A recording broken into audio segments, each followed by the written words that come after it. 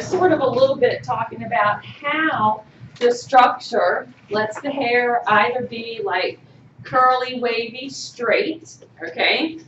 Now, we're going to look at what happens with hair growth.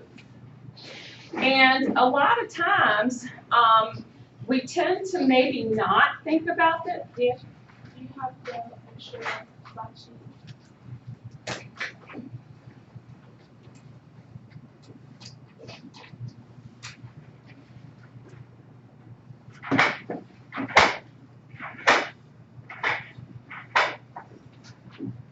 Anybody else need it?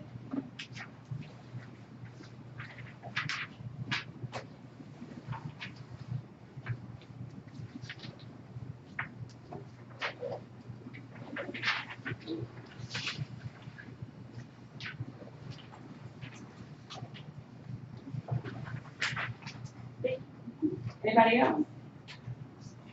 Okay, so now looking at hair growth.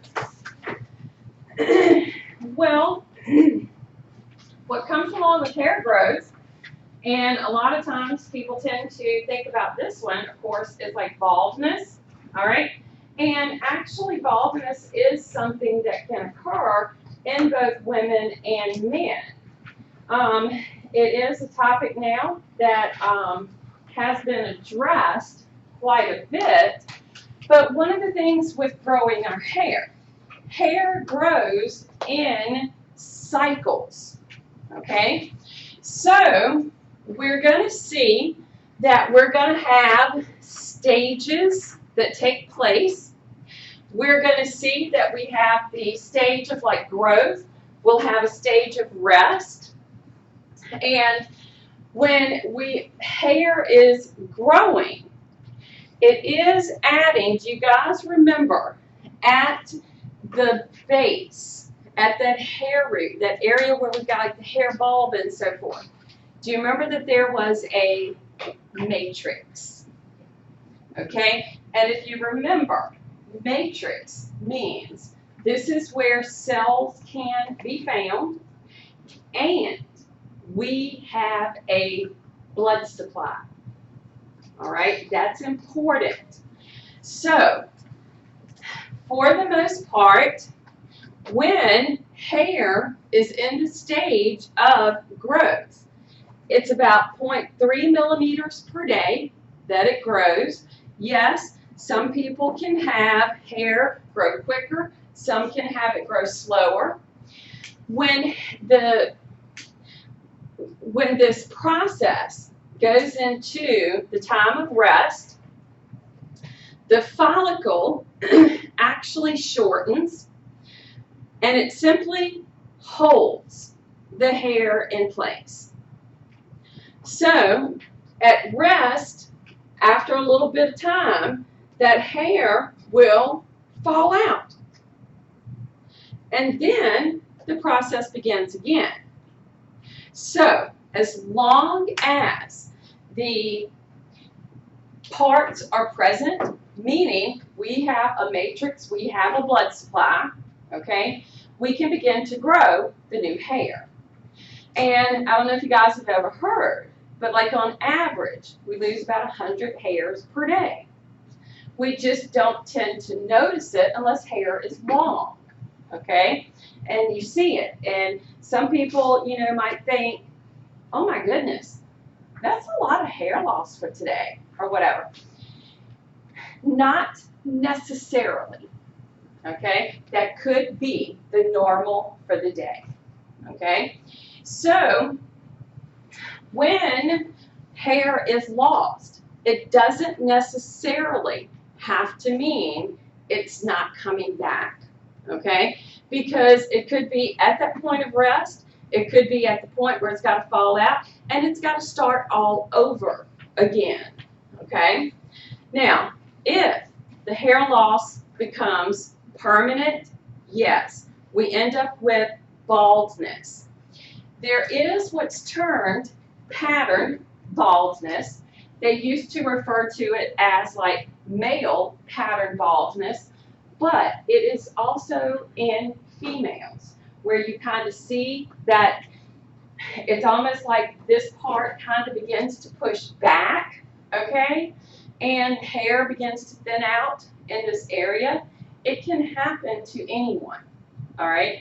Sometimes it could be a genetic reason.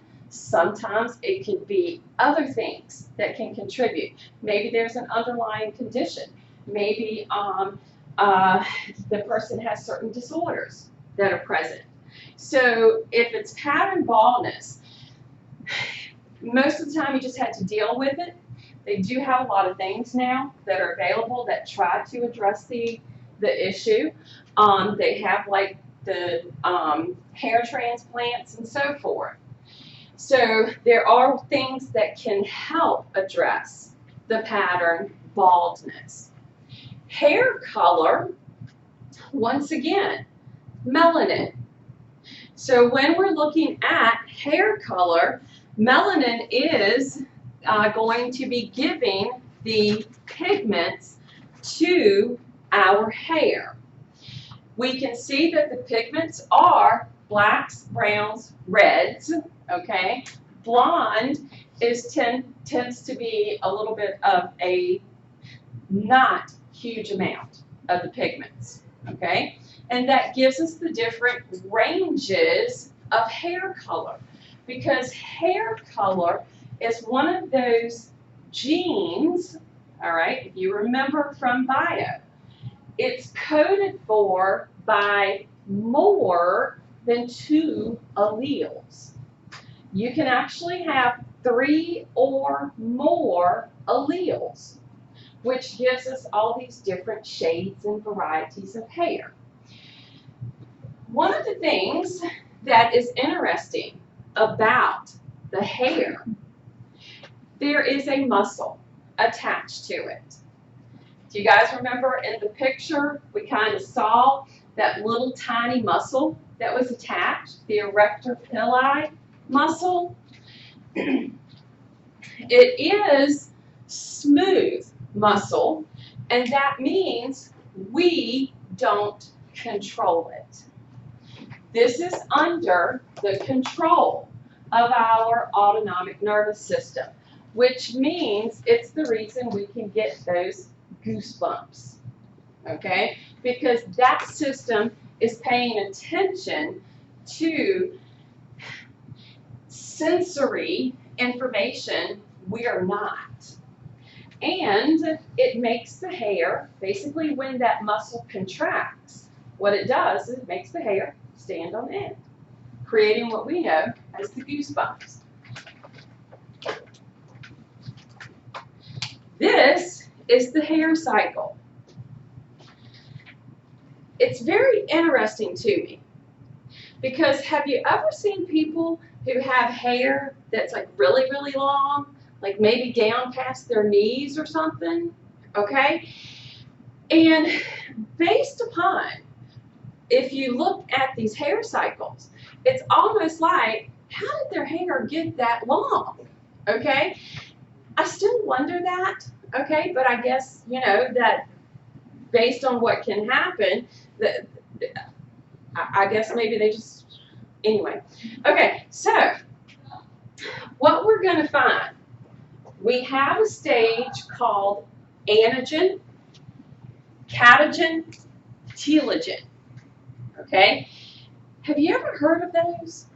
Any of those?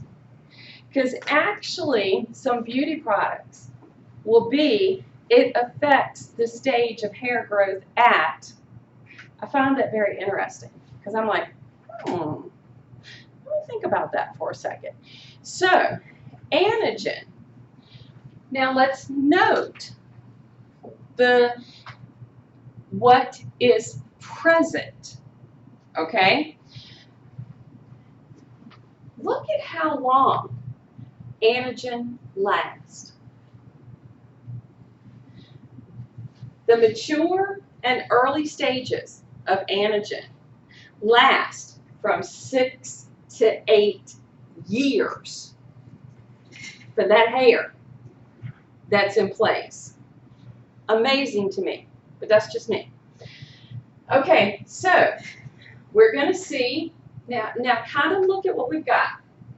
We've got our blood supply. We've got our hair bulb. We've got our hair matrix. And remember how important that these are, okay?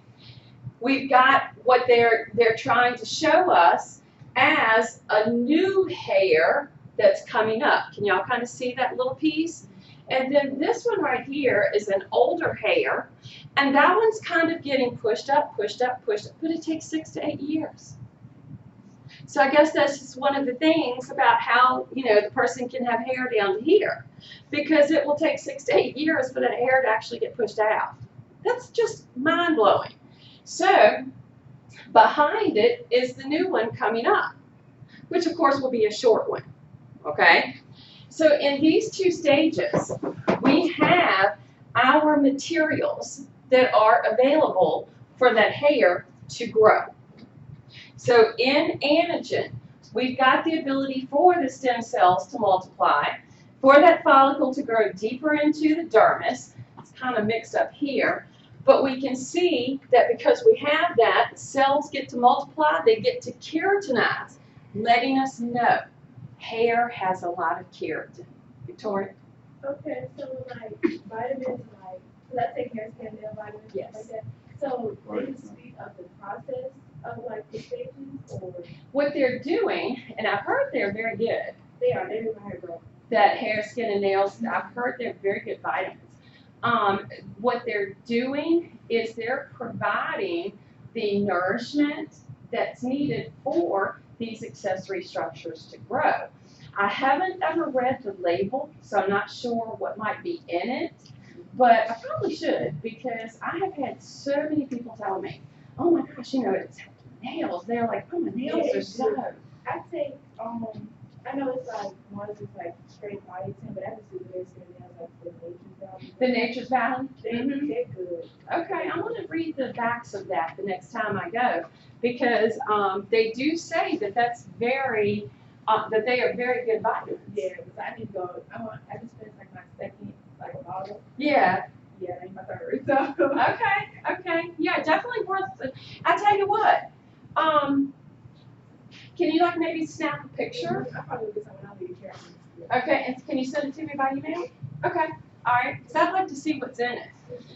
So, as you can see, now, one of the things to know, as this process of 6 to 8 years is taking place, look at how we dip further into the dermis, okay? So when it's mature, that hair is actually further into the dermal layer and giving it more tightness, okay? And of course, that's a long time for it to be there and pushing outward. Now, once we begin to go into catagen, where we're heading into rest, okay? Because I guess if we think about it in terms of, that's a long time for blood supply, the nerve, all this sort of stuff, to be working hard to keep that hair there. So if we think about this follicle, this part that gives the cells the blood supply and so forth to go into rest, but it's only in rest for about 2 to 3 weeks. All right. Note, basically, all that stuff is not present. We end up getting the hair pushing outward, okay? It's going to degenerate. It now gets termed a club hair because of the way the base looks. Looks like a club on the end of a bat or something. And this is going to just push forward. And then, note, we still have our blood supply. If the blood supply is present, the chances are good that the process is going to start over. That we're going to get a matrix, we're going to see the materials begin to form, and even though we may have lost that hair, okay, because I don't want to try to count all the hairs on my head, okay?